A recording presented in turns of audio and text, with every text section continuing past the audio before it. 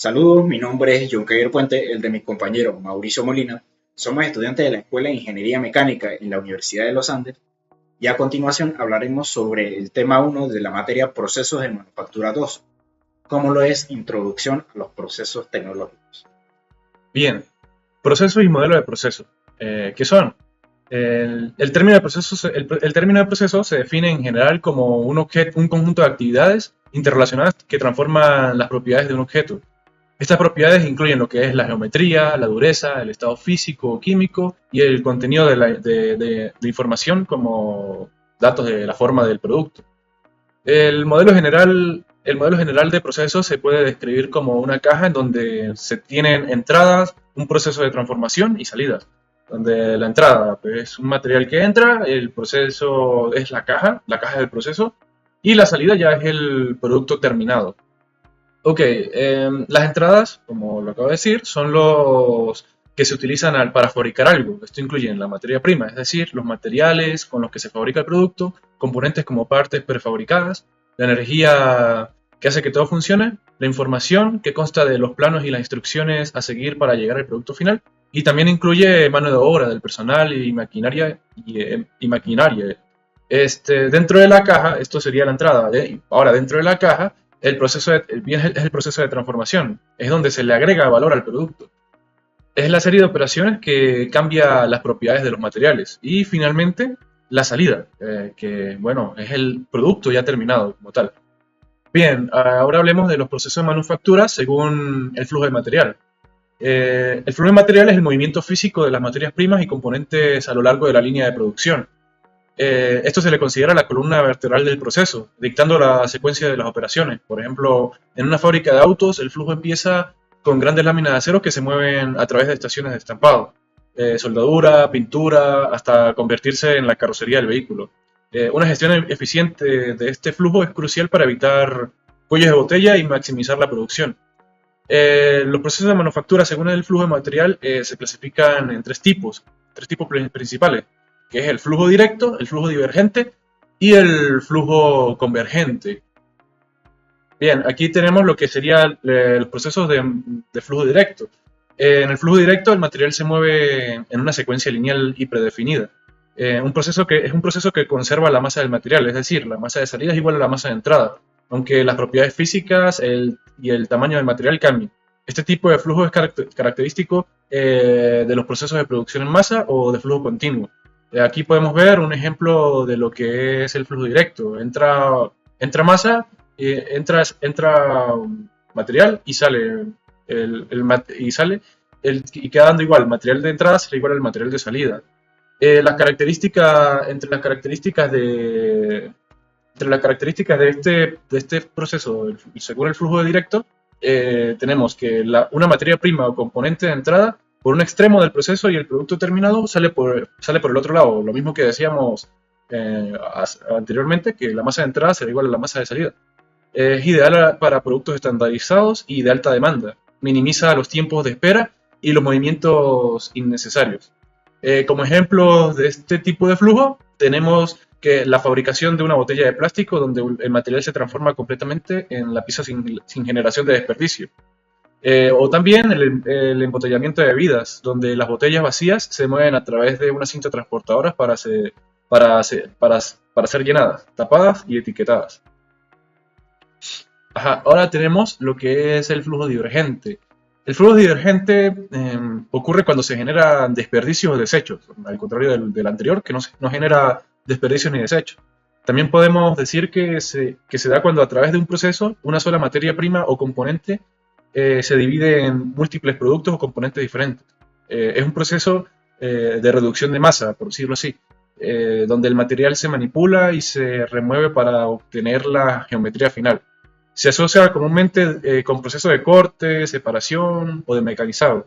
Aquí tenemos un ejemplo, la masa de entrada entra y sale. Que la masa de salida entonces será igual a la masa de entrada más una masa de desperdicio. Ok, entre sus características tendríamos que una materia prima se procesa para crear varios productos finales o subcomponentes y se genera desperdicio. Como lo decíamos anteriormente, que la masa de salida será igual a la masa de entrada más una masa de desperdicio. Ahora, la masa de productos finales es menor que la masa de materia prima original debido a la remoción de material, como ya lo hemos explicado. Unos ejemplos de este tipo de flujo tenemos lo que es el mecanizado de un bloque de metal para crear varias piezas pequeñas, o también el corte de un rollo de tela para fabricar diferentes prendas de ropa. También, como último ejemplo de este flujo, el mecanizado con arranque de viruta, que podemos ver en un torno, donde el material sobrante se convierte en viruta y el material se elimina mecánicamente mediante la formación de viruta o mediante procesos mecánicos. Bien, ahora vamos con lo que es el flujo convergente. En el flujo convergente, múltiples materias primas o componentes se unen para crear un único producto final. Es un proceso de unión o ensamblaje, donde la masa de salida es mayor que la de cualquier componente individual. Este tipo de flujo es común en las industrias de ensamblaje. Como algunas características podemos tener lo que vemos acá en imagen, que la masa de salida será igual a la masa de entrada 1 más una masa de entrada 2 más una masa de entrada 3. También podemos decir que se utiliza para la fabricación de productos complejos y la masa del producto final es la suma de las masas de los componentes individuales, como podemos ver en la imagen. Algunos ejemplos de este tipo de flujo convergente: tenemos lo que es la fabricación de un automóvil, donde miles de componentes como el chasis, el motor, asientos, puertas se unen en una línea de ensamblaje. El montaje de una computadora también, que requiere unir placa base, el procesador, la memoria, la carcasa, y también la soldadura de componentes de una estructura metálica, o la unión de piezas mediante remaches o pernos. Bien, ahora vamos con lo que son los procesos de manufactura según la energía. ¿Qué queremos decir con esto? Es la energía necesaria para que la máquina funcione. Pongamos el ejemplo de una fábrica de autos, de carros, donde tendríamos lo que es la energía eléctrica que alimenta los robots de soldadura, los hornos de pintura y los sistemas de iluminación. Sin este flujo, o sea, sin el flujo de la energía, la producción se detendría. El flujo de energía está intrínsecamente asociado a cada proceso de manufactura y se caracteriza por el suministro y transmisión de energía a la pieza de trabajo. O en el caso contrario, por la remoción o pérdida de energía. Los procesos de manufactura, según el flujo de energía, se clasifican por el tipo de energía que se utiliza para transformar la materia prima. Ok, entre estos procesos tenemos lo que son los procesos mecánicos, los procesos térmicos, los procesos químicos, electroquímicos y los procesos eléctricos y de radiación. En los procesos mecánicos podemos decir que estos procesos utilizan energía mecánica para ejercer fuerza y movimiento sobre los materiales.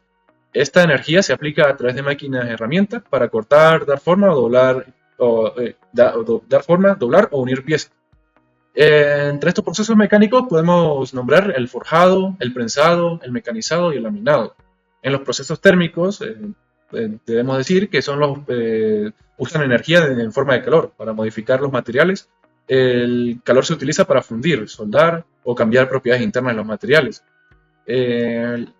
Entre estos tenemos lo que es la fundición, la soldadura y algunos tratamientos térmicos.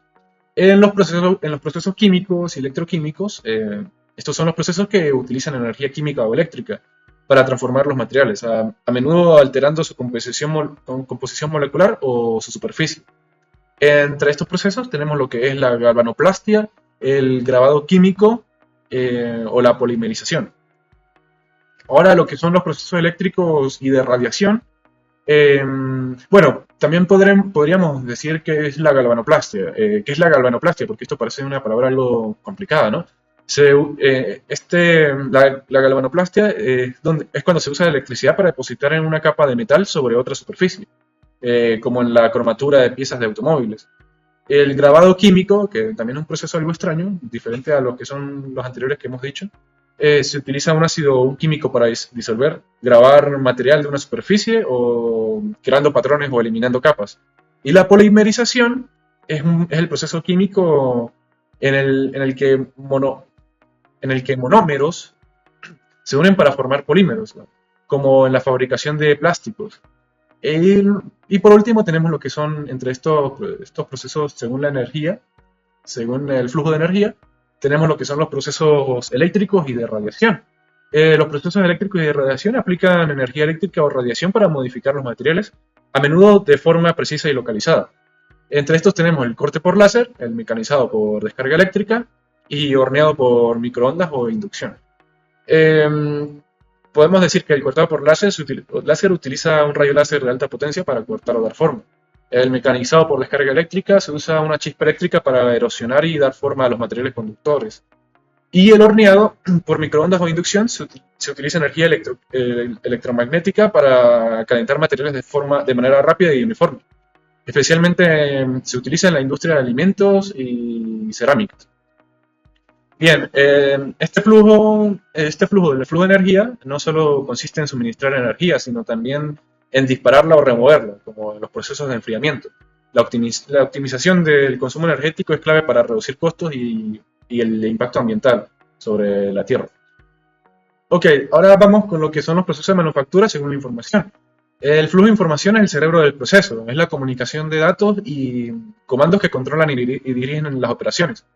Esto incluye los planos de diseño, las órdenes de producción y los datos de sensores que monitorean variables como la temperatura y la presión. La información de forma y propiedades del objeto es particularmente importante, ya que guía la transformación del material. Un ejemplo de este flujo de información, de lo que es el flujo de información, podemos imaginar el diseño de una pieza con un software CAD, por ejemplo AutoCAD. Este archivo, el archivo de AutoCAD, contiene la geometría exacta de la pieza. Luego, esta información se transfiere a una máquina de control numérico, o CNC, o a una impresora 3D, que la interpreta para guiar sus herramientas y crear la pieza con precisión. La integración de estos tres flujos, lo que son el flujo material, el flujo de energía y el flujo de información, es lo que convierte un simple conjunto de actividades en un sistema de producción eficiente y controlado. Bien, ahora vamos con lo que ¿qué es una empresa? Una empresa es una organización o institución dedicada a actividades con o sin fines de lucro, que busca generar un impacto en la sociedad. A lo largo de la historia, las empresas han evolucionado de estructuras simples y artesanales a complejos sistemas globales. En sus orígenes, el concepto de empresa estaba ligado al artesano, que producía bienes de forma individual o pequeños talleres. La revolución industrial marcó un punto de inflexión, dando paso a la producción en masa en fábricas, lo que exigió una organización más estructurada y jerarquizada. Ahora, en la actualidad, la evolución de las empresas está impulsada por tres fuerzas principales, que son los avances tecnológicos, los cambios en los modelos de negocio y la globalización. Ok, ahora vamos con lo que es la clasificación de las empresas. Las empresas se pueden clasificar de diversas maneras, esto según su sector, actividad, tamaño, propiedad y propósito. Para el ámbito de la manufactura, la clasificación por sectores económicos es más relevante, ya que define el tipo de producción y los procesos principales que se llevan a cabo. Entre la clasificación de las empresas tenemos lo que son las empresas agropecuarias, las manufactureras, de servicios y las ONG. Las empresas agropecuarias son las que se dedican a la producción de bienes primarios. Su actividad está directamente ligada a los ciclos de la naturaleza, ya sea a través de la agricultura, la ganadería, la pesca, la silvicultura. Aunque no transforman materias primas de la misma manera que una fábrica, sus procesos de producción implican la gestión de recursos naturales y biológicos para obtener productos como la leche, frutas, granos, carne. Algunos ejemplos de estas empresas son un viñedo que cultiva y procesa uvas o una granja que produce huevos o leche. Entre las empresas de manufactura, estas empresas son el corazón del proceso de transformación. Su actividad principal es la conversión de materias primas o componentes en productos terminados. Este sector es el motor de la economía industrial. Sus procesos de producción son altamente técnicos y suelen involucrar en maquinaria, tecnología y mano de obra especializada. Entre las empresas de servicios, a diferencia de las agropecuarias o de manufactura, estas no producen un bien tangible. Su producto es la prestación de una actividad o un conocimiento o una experiencia. Esto para satisfacer una necesidad de un público. El valor que ofrece reside en la calidad del servicio, la eficiencia de la entrega y la interacción con el cliente. Su proceso operativo se centra en la gestión de personas y prestación de una actividad. En algún ejemplo se puede incluir una firma de consultoría que ofrece asesoramiento estratégico, o un banco que maneja transacciones financieras, o una aerolínea que transporta a las personas. Ahora, entre las empresas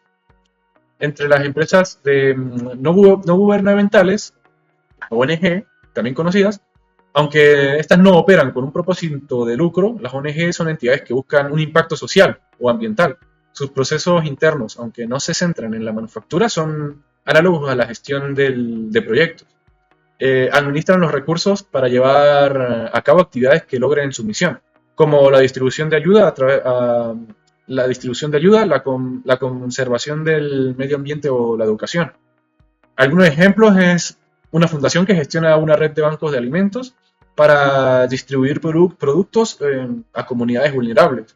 Esto tiene un valor de un proceso de logística y gestión de recursos muy, muy estructurado, similar al de una empresa, pero con un objetivo diferente.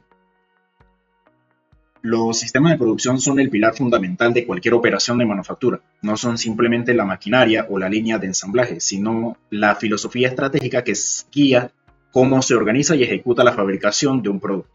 La elección del sistema de producción correcto es una decisión crítica que puede determinar la competitividad, la rentabilidad y la capacidad de una empresa para satisfacer las demandas del mercado.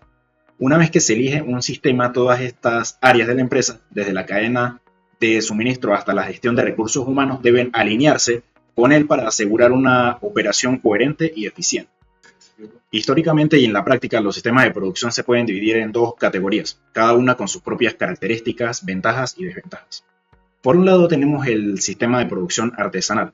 Este fue el primer sistema de manufactura en la historia y sigue siendo relevante para ciertos nichos del mercado. Se caracteriza por la producción de bienes únicos o en muy pequeñas cantidades. En este modelo, un solo artesano o un pequeño grupo de trabajadores altamente calificados se encarga de todas las etapas del proceso. El artesano tiene un control total sobre la calidad y el diseño, lo que le permite personalizar cada pieza según las especificaciones del cliente. La principal ventaja del sistema artesanal es la calidad superior y la exclusividad del producto. Sin embargo, su principal desventaja radica en la baja productividad, los altos costos por unidad y el largo tiempo de producción. Un ejemplo perfecto es un ebanista que fabrica un mueble a medida, un joyero que crea una pieza única o un sastre que confecciona un traje a mano. La alta inversión de tiempo y la habilidad en cada pieza eleva su valor percibido, a menudo justificando su precio.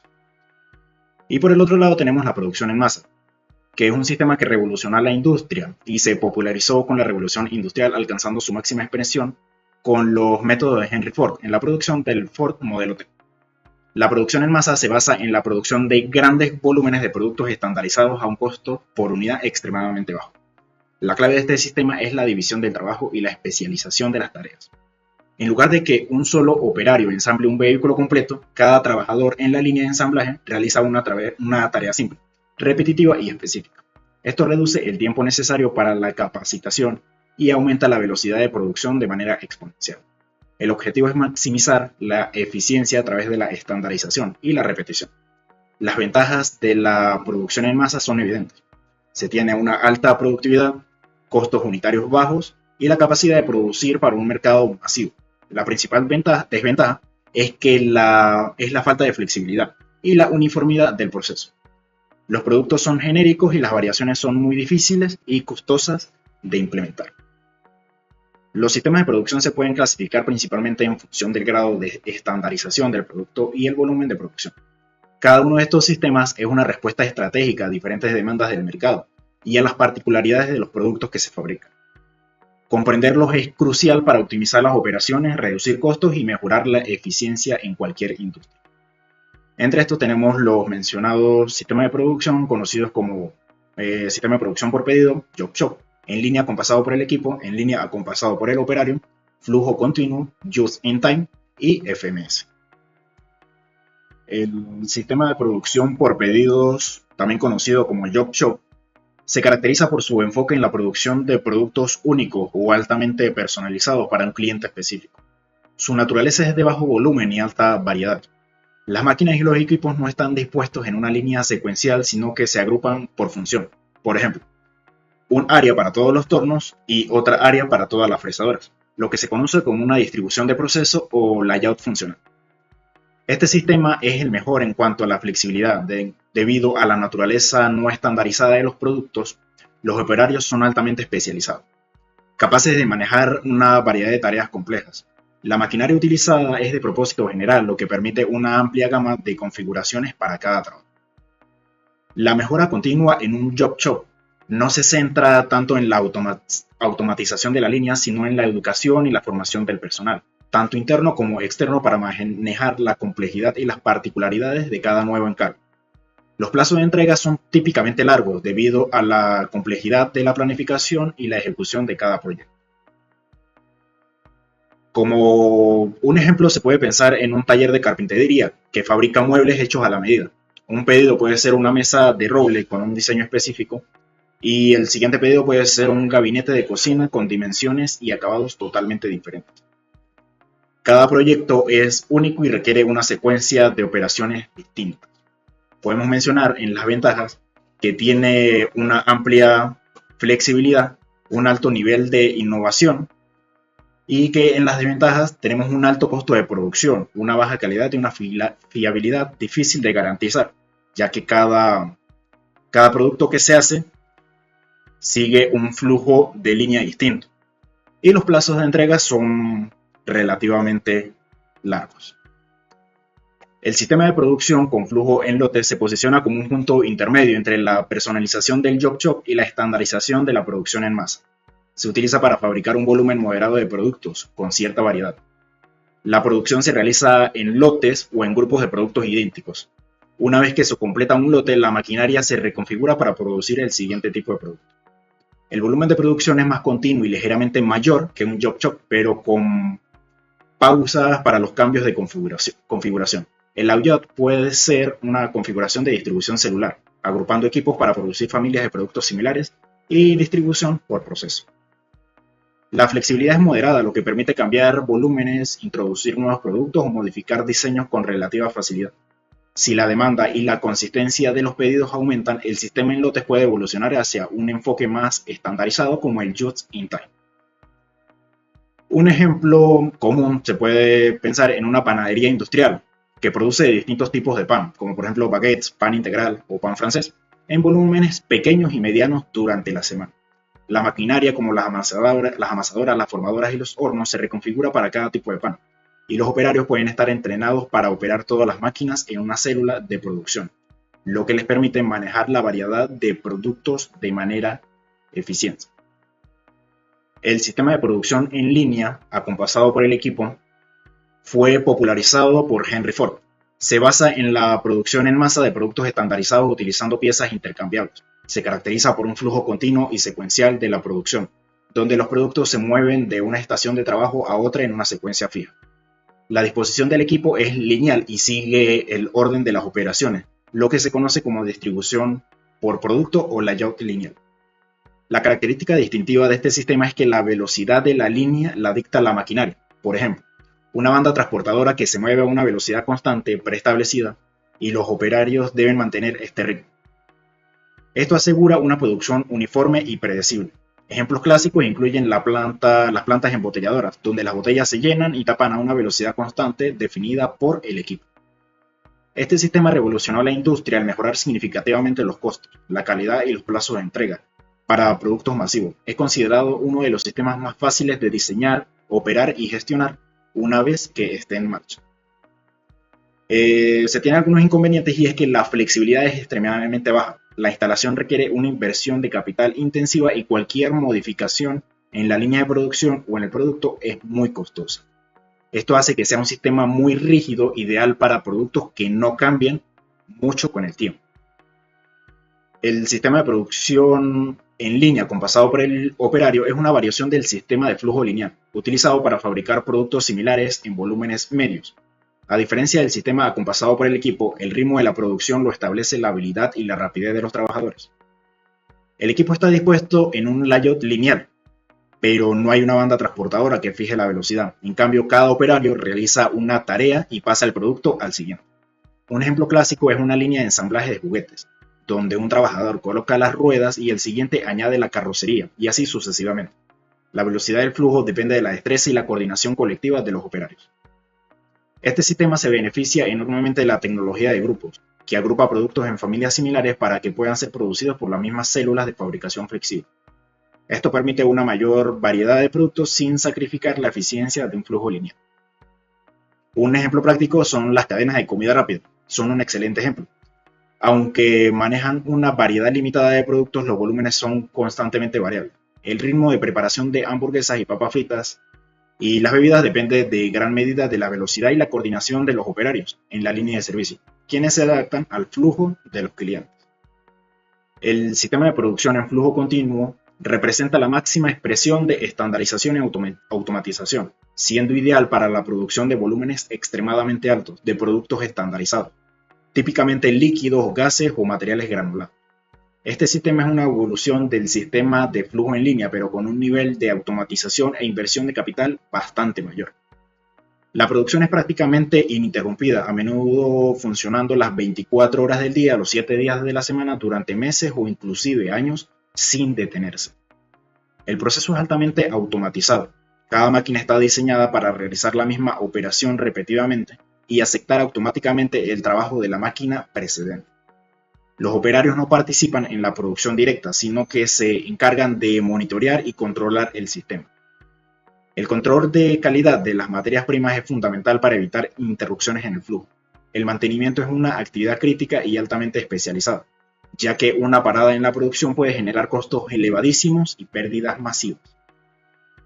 Un ejemplo común, se podría decir, es una refinería de petróleo. Es el ejemplo que es más representativo en cuanto a este sistema de flujo continuo, ya que el petróleo crudo fluye sin interrupción a través de tuberías y equipos altamente automatizados para ser destilado y refinado en productos como gasolina, diésel y queroseno. De manera similar, una planta cementera produce cemento en polvo a través de un proceso continuo de trituración, molienda y cocción.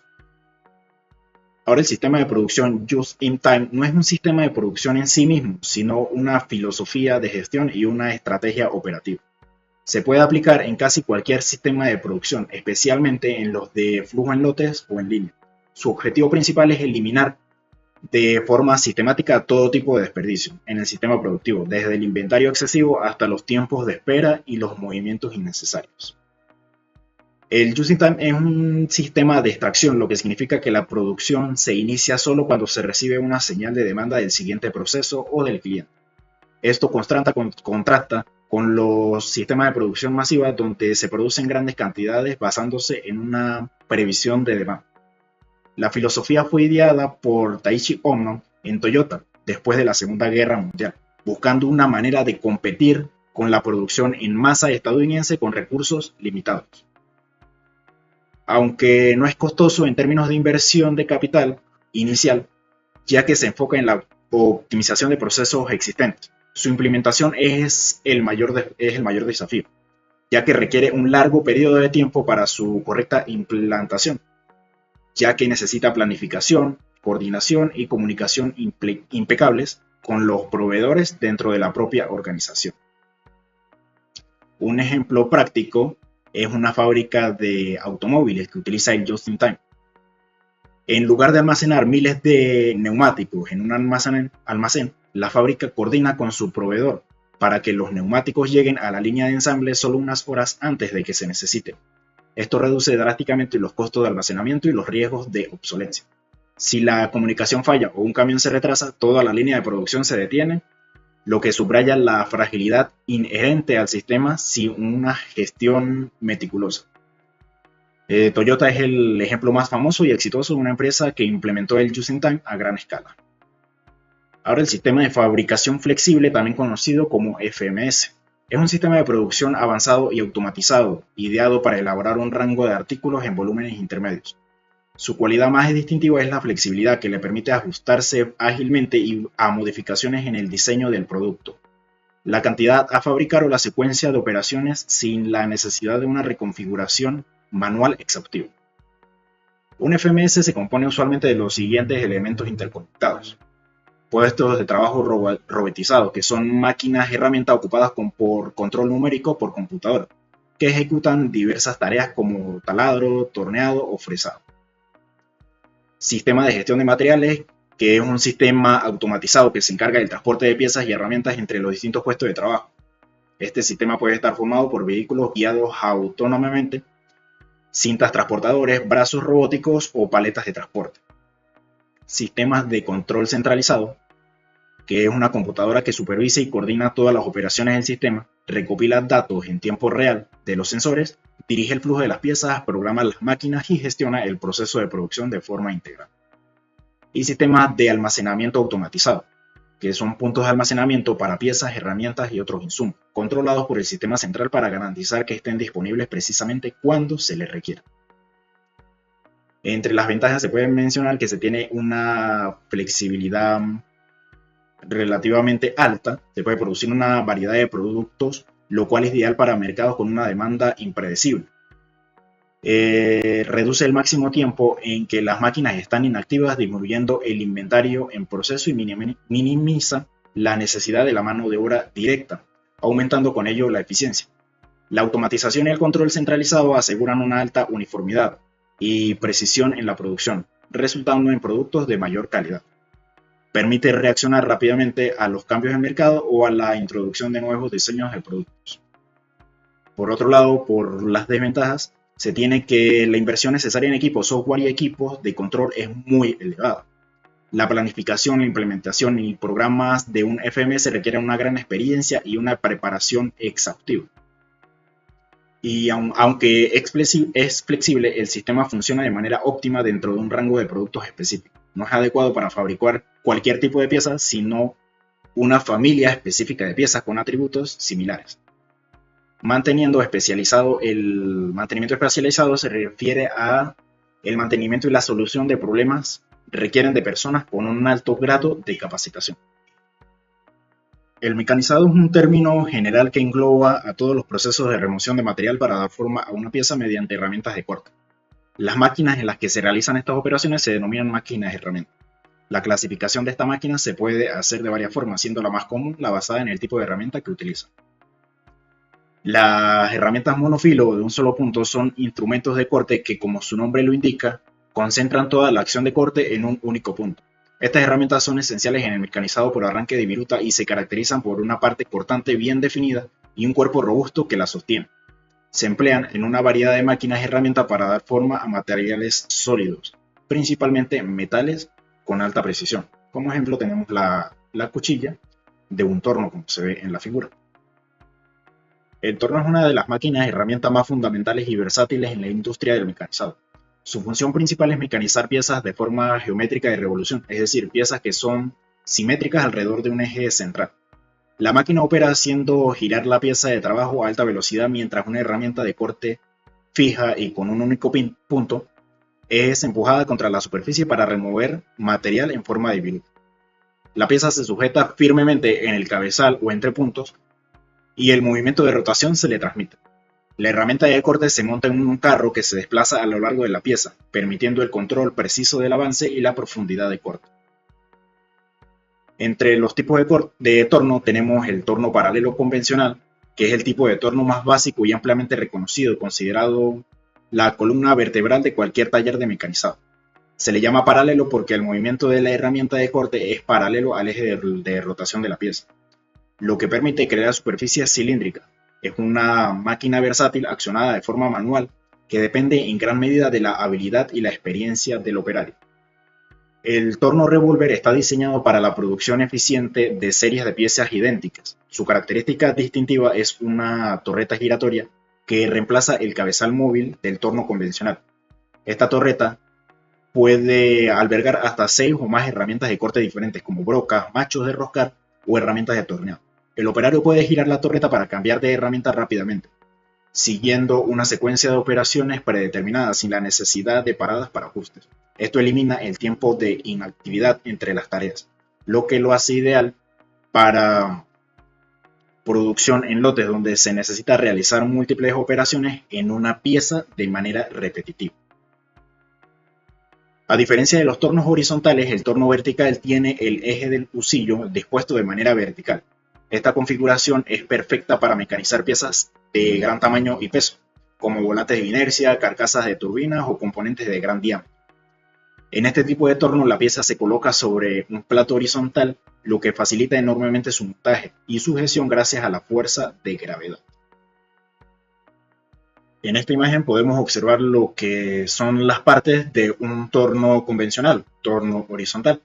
Como podemos ver, podemos observar la caja de cambios, la base del torno como tal, la caja de maniobra, el carro principal, el desacoplamiento del husillo de cilindrar, el husillo para roscar, el husillo para cilindrar, el contrapunto, el carro cruzado, el portaherramientas y el cabezal fijo.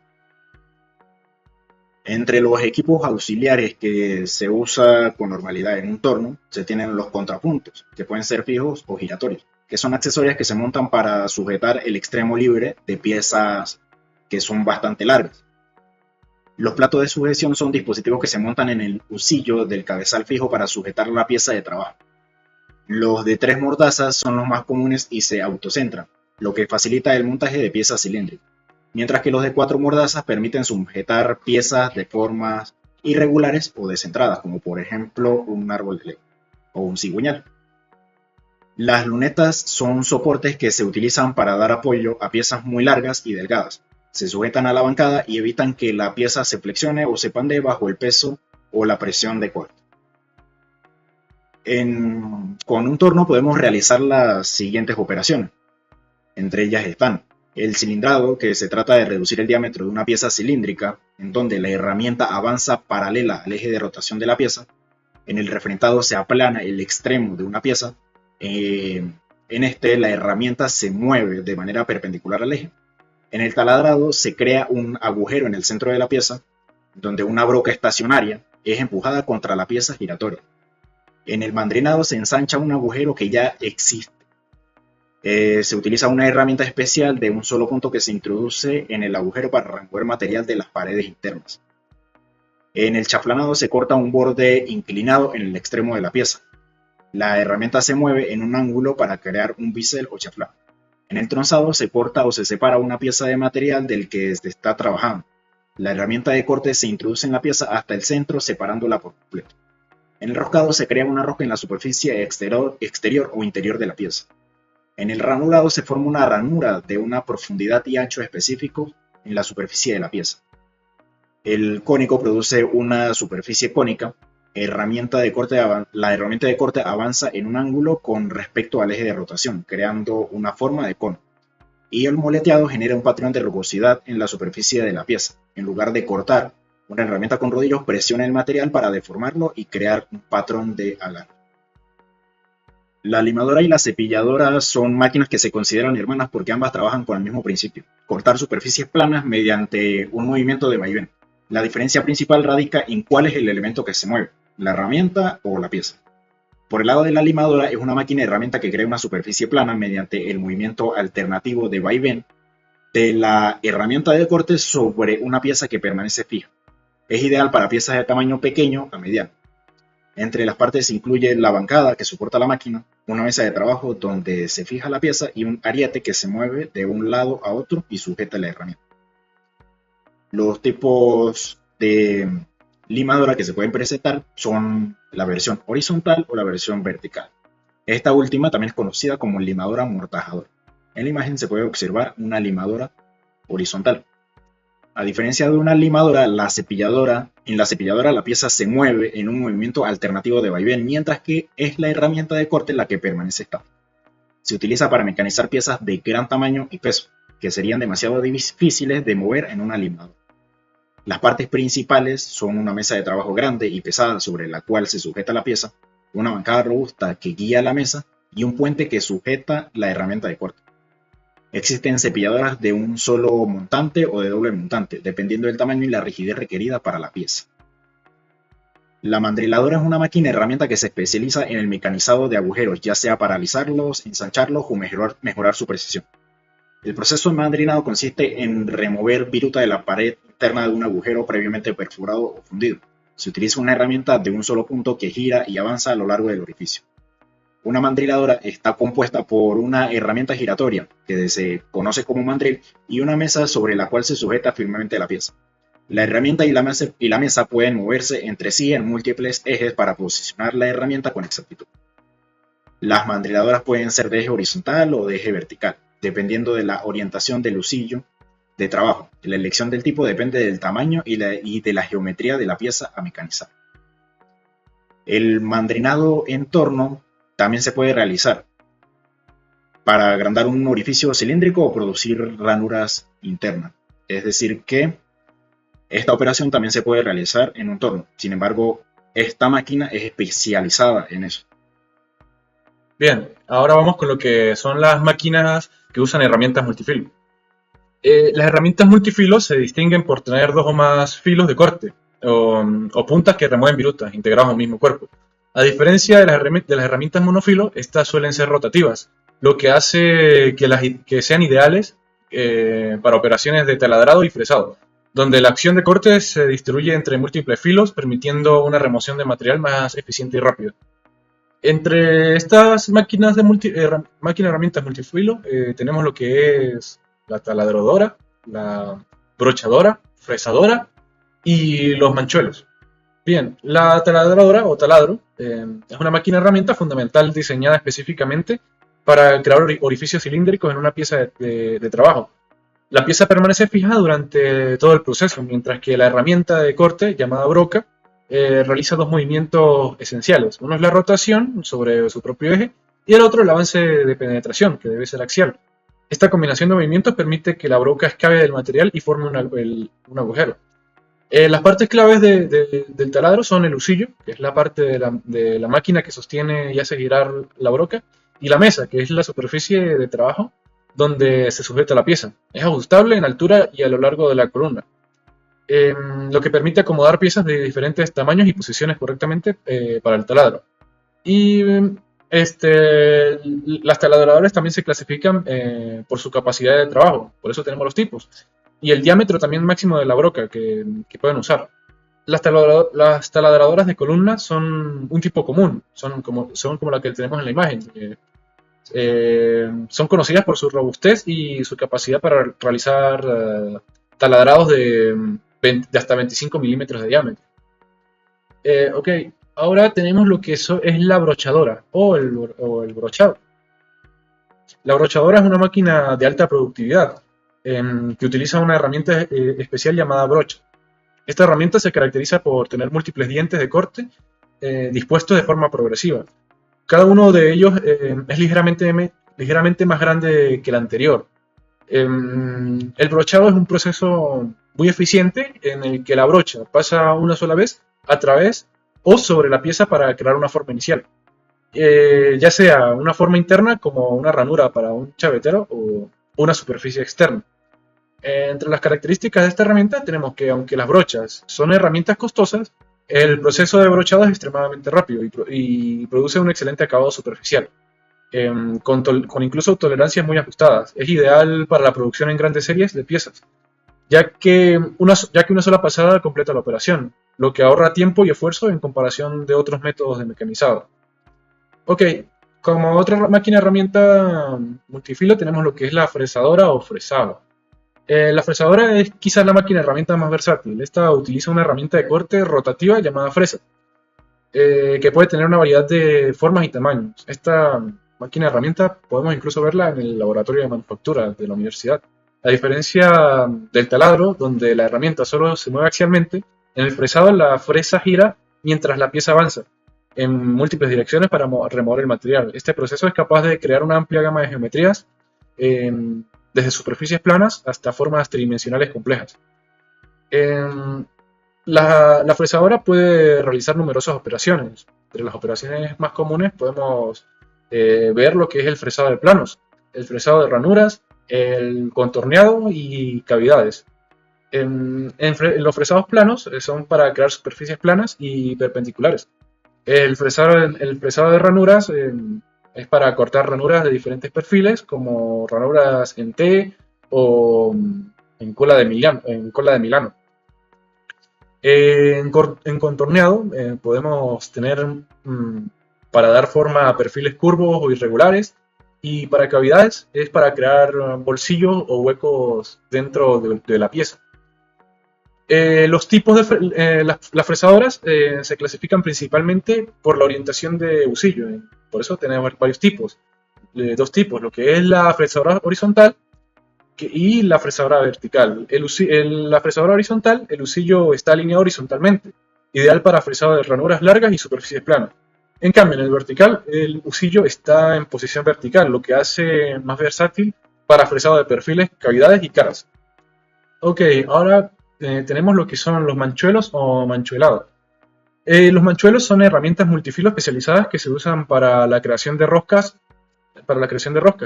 Estas se parecen a las brocas helicoidales y a menudo se operan a mano para trabajos precisos o en máquinas para una producción en serie. La operación de manchuelado consiste en introducir el manchuelo en un agujero pretaladrado y hacerlo girar para que los filos de corte excaven y formen el patrón de la rosca en las paredes internas del orificio. Debido a que la cantidad de material removido en cada filo es muy pequeña, es un proceso delicado y que produce roscas de alta calidad. Bien, ahora vamos con lo que son las máquinas que usan muelas abrasivas tradicionales. Entre ellas tenemos lo que es la rectificadora o rectificado, que por definición la rectificadora es una máquina que utiliza una muela abrasiva similar a una rueda de esmeril para remover pequeñas cantidades de material y lograr acabados superficiales de muy alta precisión y lisura. Se utiliza para acabados de piezas endurecidas o para tolerancias muy ajustadas. A menudo es el proceso de acabado para el acero tratado térmicamente y para otros materiales duros. Entre los tipos de rectificadora destacan lo que son, como aquí mostramos, la rectificadora plana con usillo horizontal, la rectificadora de usillo horizontal y mesa giratoria, la rectificadora plana con usillo horizontal y mesa reciprocante, y la rectificadora cilíndrica y rectificadora de interiores. Ahora tenemos lo que son las máquinas de herramientas no convencionales o de control numérico. El control numérico por computadora, o mejor conocido como CNC, por sus siglas, revolucionó la manufactura al automatizar y programar los movimientos de la máquina herramienta, todo con un código que indica a las máquinas las coordenadas, velocidades y herramientas a utilizar. Su funcionamiento radica en que las computadoras permiten a las máquinas herramientas producir con rapidez y en forma repetida geometrías de partes muy complejas. El programa controla los cambios en las condiciones de corte, compensa el desgaste y cambia automáticamente las herramientas. Entre estas máquinas herramientas podemos tener lo que son torno, taladradora y fresadora, todas estas de control numérico. Acá podemos mostrar lo que es un torno CNC, un taladro CN, y una fresadora CN. Ahora, para finalizar, un texto alusivo a una frase célebre de Henry Ford, que dice: no encuentres la falla, encuentre el remedio. Lo cual nos quiere decir que la manufactura no se trata solo de producir, sino de innovar. Hoy hemos visto que los sistemas de producción son el motor que nos permiten no solo optimizar lo que ya hacemos, sino también construir lo que aún imaginamos. Gracias.